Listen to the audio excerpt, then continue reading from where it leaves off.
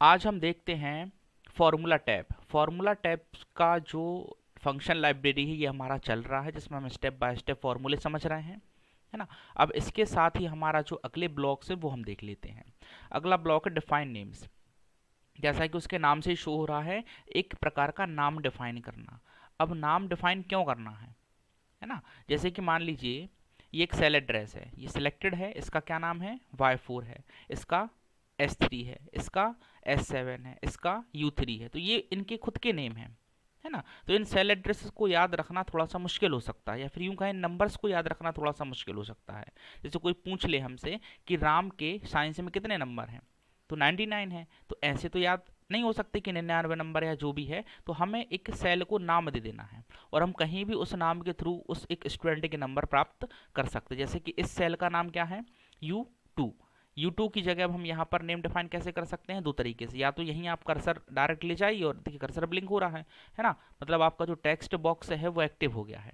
अब आप यहाँ से भी कर सकते हो और यहाँ डिफाइन नेम से भी कर सकते हो, मतलब दोनों का सेम है ना। हमने जैसे यहाँ पर क्या लिखने हैं, राम के इंग्लिश के नंबर। आपने लिखा राम ENG, राम इंग्लिश, ठीक है। ये देखिए नाम इसका डिफाइन हो गया।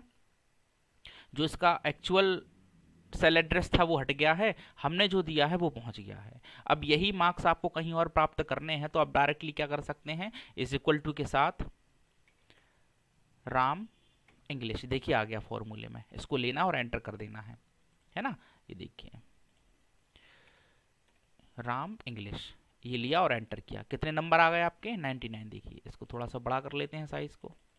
ये देखिए अपने आप दे दिया उसने नंबर, हमने लिखा नहीं है। ये देखिए फॉर्मूला हमने ये यूज़ किया है, क्योंकि वो नाम एक फॉर्मूला भी बन जाता है। इसी को यूज इन फॉर्मूला भी कहा जाता है, ठीक है। तो और क्यों करना है नाम डिफाइन, मान लीजिए ये एक टेबल है, इस तरह के बहुत सारे टेबल्स आपने बना रखे हैं, है ना। तो उन टेबल्स तक या उन टेबल रेंज तक पहुंचने के लिए आप डायरेक्टली नाम डिफाइन भी कर सकते हैं। जैसे फॉर एग्जांपल ये एक टेबल है हमारी, अब इस तक जाना है आपको, है ना। तो इसको पहले हम सिलेक्ट कर लेते हैं। मान लीजिए हमने इसको इस तरह से सिलेक्ट किया है, फिर हम डिफाइन नेम्स में गए हैं और हमने इसको नाम दे दिया रिजल्ट। ये देखिए और एंटर कर दिया। अब इस पूरी टेबल रेंज का नाम क्या हो गया है, रिजल्ट हो गया। आप कहीं भी रहिएगा आप, और यहाँ जाके जब आप क्लिक करिएगा, ये देखिए यहाँ से जितने भी नाम आपने अभी तक डिफाइन किए वो सभी यहाँ पर आ जाते हैं। रिजल्ट पर क्लिक करेंगे, देखिए डायरेक्टली उसी टेबल पर उसने पहुँचा दिया है। ये देखिए देख पा रहे हो आप, है ना। ये ऑटोमेटिकली होगा, ये अपने को करना नहीं पड़ेगा, अपने को इसमें परेशान नहीं होना पड़ेगा, ये ऑटोमेटिकली होगा, ठीक है। तो ये कहाँ से होगा आपका, यहीं से होगा, डिफाइन नेम से होगा। तो इस तरह से हम नेम्स को डिफाइन कर सकते हैं। अब देखिए, अब अपना जो ब्लॉक है एक्चुअल उसको हम शुरू कर लेते हैं। नेम मैनेजर है, ये इसका काम होता है जितने भी हमने नाम यहाँ पर डिफाइन किए हैं उन सभी को मैनेज करना, है ना। मैनेज कैसे करना, मान लीजिए उसका कुछ नया डिफाइन करना है तो न्यू डिफाइन का एक डायलॉग बॉक्स आएगा, है ना। आपको कुछ डिलीट करना है तो सिलेक्ट करके आप डिलीट भी करा सकते हैं इस तरह से। कुछ एडिटिंग करानी है आपने तो आप सिलेक्ट करके उसमें एडिटिंग भी करा सकते हो, तो रेंज आपको प्रोवाइड करा देगा, आप रेंज भी चेंज करा सकते हो, ठीक है ना। इस तरह की चीज़ें हम कर सकते हैं इसमें। हम फिलहाल डिलीट करके देख लेते हैं। रिजल्ट अभी हमने बनाया था, राम रेंज भी हमने बनाया हुआ था, है ना। इस पहली रेंज को भी हटा देते हैं, ठीक है। इतना हम कर सकते हैं। अगला देखिएगा, अगला ऑप्शन इसमें है डिफाइन नेम्स। डिफाइन नेम्स में दो चीज़ें मिलती हैं आपको, एक तो डिफाइन नेम मिलता है, एक अप्लाई नेम मिलता है, ठीक है ना। नेम डिफाइन कैसे करना है, वही चीज़ जैसे मैंने आपको बताया। मान लीजिए इस एक सेल का नाम चेंज करना है तो आप यहाँ से भी कर सकते हो, या फिर आप डिफाइन नेम ऑप्शन पर क्लिक करिए और इस सेल को क्या नाम देना है। जैसे शिव के हिंदी के नंबर हैं तो हमने यहाँ पर लिख दिया, मान लीजिए शिव हिंदी। इतना छोटा सा काम आपको करना है ना। रेफर टू जो भी है, किस वर्क कहाँ पर है, हम वर्कबुक पर हैं और ओके किया हमने। ये देखिए इसका नाम चेंज हो गया, शिव हिंदी। अब शिव के हिंदी में कहीं भी मार्क्स आपको देखने हैं तो डायरेक्टली क्या लिखेंगे आप, शिव हिंदी। ये देखिए शिव हिंदी लिखा आपने और शिव के जो हिंदी के मार्क्स हैं वो सामने आ गए। कितने हैं, 26। क्या 26 हैं शिव की हिंदी में, बिल्कुल हैं। ऐसे हम यहाँ से नेम डिफाइन करके रैंडमली भी चीज़ें बाहर निकाल सकते हैं, ठीक है। अगला ऑप्शन इसी में देख लेते हैं हम, यूज इन फॉर्मूला है ना। ये बहुत उपयोगी है। यूज इन फॉर्मूला वही है जो अभी हमने किया, जैसे शिव के हिंदी के मार्क्स कहीं और पता कर लिए, है ना। राम के इंग्लिश के मार्क्स हमने कहीं पता कर लिए। ये प्रोसेस कहलाती है यूज इन फॉर्मूला। किसी भी सिलेक्टेड आइटम का जो आपने जो भी नाम सेलेक्ट किया, डिफाइन किया है, उसको कहाँ पर प्रदर्शित कर देना, उसको एक फॉर्मूले के रूप में प्रदर्शित कर देना, वही कहलाता है यूज एंड फॉर्मूला। कैसे करते हैं ये देखिए, इस सेल के अंदर मान लीजिए आपको क्या देखना है, राम के इंग्लिश के नंबर, ये देखिए ऑटोमेटिकली फॉर्मूला आ गया, आपको केवल एंटर करना है, ये मार्क्स आ गए। इस वाली सेल में आपको क्या देखना है, मान लीजिए शिव के हिंदी के मार्क्स, देखिए शिव हिंदी करके आ गया और बस आपको एंटर करना है, ये देखिए 26 वहां पर पहुंच गया। समझ रहे हो बात को, है ना। क्या करेंगे, सेल सेलेक्ट करके रखेंगे, यूज इन फॉर्मूला में जाएंगे और इस तरह से क्लिक करेंगे। ये देखिए जैसा मैंने कहा था कि हर एक सेल एड्रेस जो है अपने आप में एक फॉर्मूला होता है, वैसे ही जो भी आप नाम डिफाइन करेंगे ना वो एक फॉर्मूला बन जाएगा। ये देखिए इस तरह से वो काम करने लगेगा। क्लियर है। अगला ऑप्शन हमारा इसी में है create from selection. Create from selection का मतलब होता है, देखिए अभी तक तो हमने एक एक करके डिफाइन किया हुआ है, जितने भी नेम हमने डिफाइन किए हैं एक एक करके सेल को सिलेक्ट करके इस तरह से कर रहे हैं।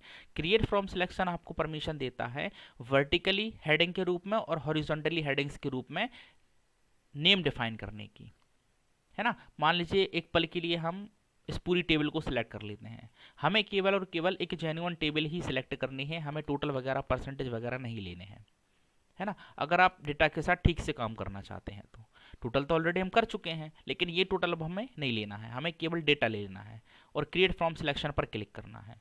जैसे ही आप उस पर क्लिक करेंगे तो एक डायलॉग बॉक्स आएगा, वहां आपसे पूछेगा create names from value in the, कहाँ पर आपके जो हेडिंग है वो कहाँ है, मेन हेडिंग मतलब किन के आधार पर नंबर आपके भरे पड़े हैं। टॉप रो हमारा हेडर है, बिल्कुल है। लेफ्ट कॉलम हमारा हेडर है, बिल्कुल है ना। इनके अलावा कुछ और होता तो वो भी हम यहाँ पर सिलेक्ट कर सकते थे, फिलहाल उसने अपने आप से ले लिया है।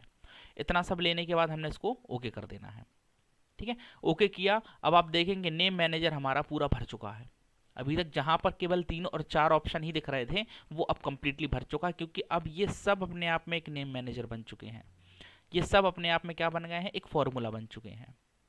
क्लियर है। अब कैसे पता करेंगे, चलिए देखिए आप यूज इन फॉर्मूला में भी जा सकते हो, है ना। अब फॉर एग्जांपल आपको देखने हैं हिंदी के मार्क्स क्या हैं, तो आपने केवल हिंदी पर क्लिक किया, ये देखिए हिंदी के ये सारे के सारे मार्क्स हैं। समझ रहे हो आप बात को, है ना। एक मिनट रुकिएगा, ये देखिए कैसे यूज करना है, देखना कैसे है। आप यूज इन फॉर्मूला में जाइए, मान लीजिए आपको हिंदी के मार्क्स प्रदर्शित कराने हैं, है ना, तो आप डायरेक्टली हिंदी पर क्लिक करिए। ये देखिए पूरा का पूरा हाईलाइट हो गया ब्लू कलर से, मतलब ये सारे के सारे हिंदी के नंबर हैं, है ना। और जिस भी एक रो में आप रहेंगे, मान लीजिए आपने इधर लिखा इज इक्वल टू हिंदी, तो जिसके भी मार्क्स आपको देखने हैं उसके सामने आप ले जा करके इज इक्वल टू के साथ वो वाला फॉर्मूला यूज कर लीजिए, तो आपको उस एक पर्सन के हिंदी के मार्क्स दिख जाएंगे। जैसे रोशनी वाले रो में आप गए हो, आपने एंटर किया, रोशनी के हिंदी में मार्क्स कितने हैं, 95। समझ रहे हो आप, डायरेक्टली आप ऐसे देख सकते हो, है ना। मान लीजिए आपने इधर जाके इज इक्वल टू हिंदी कर दिया, या फिर यहाँ इज इक्वल टू हिंदी ना करके आप यूज इन फॉर्मूला में गए और वहां जाके आपने हिंदी पर क्लिक कर दिया, ये देखिए एंटर किया। 99 किसके हैं, 99 हिंदी में राधा के हैं, ये देखिए। समझ पा रहे हैं आप, है ना।